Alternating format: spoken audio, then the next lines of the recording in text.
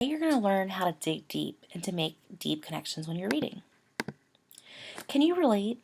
Have you ever read a book or heard lyrics to a song, or maybe seen a movie and said to yourself, wow, that sounds like a lot how I feel or how I think? Anyone can make personal connections, but can you dig deeper to make solid connections? Deep connections don't have to be an exact match, but should show how you deeply analyze a text and relate it to other types of text or even events in the world. Later, you will watch a video clip about a group of students who have faced with many challenges like being in gangs, school fights, being homeless, or losing loved ones to violence. You may not have similar experiences, but your connection could be that you know what it's like to be loved and safe. So think about it. What happens when a plug is not in the socket securely? Your light may flicker, the plug may fall out and the connection is broken.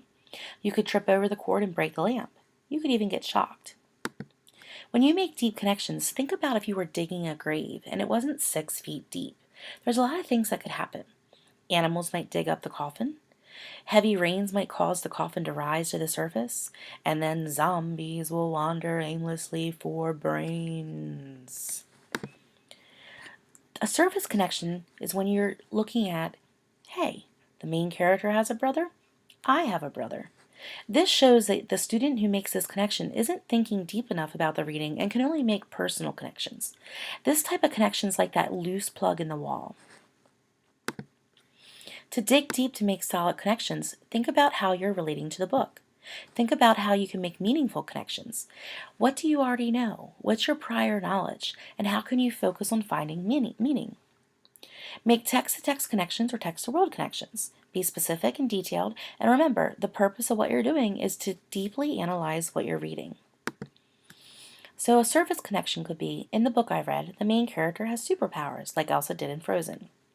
Notice that I never named the book I read, and I never showed the connection.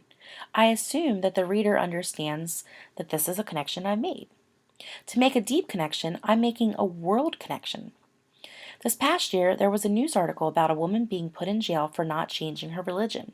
She felt so strongly about not changing who she was to fit into the society that she was willing to be put to death. Elsa decided that she was not willing to be that perfect girl that everyone wanted to be. Think about it. What details is the reader sharing that shows that they are thinking much more deeply? Why do you think this connection was important for them to share? And how would this type of connection help the person talk about what they're reading? So here are some tips on making deep connections. Start off by saying in the text and cite evidence from that text. Then say this connects to a different text or a world event. And remember to name that specific text and explain the connection deeply. So remember to dig deep. The more meaningful your connections are, the better you'll understand what you're reading. Your connections don't have to be perfect matches, but should show that you're thinking critically. Make sure that you're digging 6 feet deep to make good connections. You're going to watch a clip from the movie Freedom Writers. It is called I Am Home. It is about a boy who is connecting with others in his class. As you're watching this, you want to create 2 deep connections to this video. Watch the body language of his classmates as he shares his story with others, and also observe how they are relating to his experience. Some suggestions for making connections. What are some of the important parts of his story, and why are they important?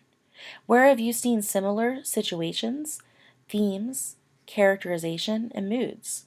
Look at the way he talks, his feelings, how he's sharing them with others, and how they're reacting towards him.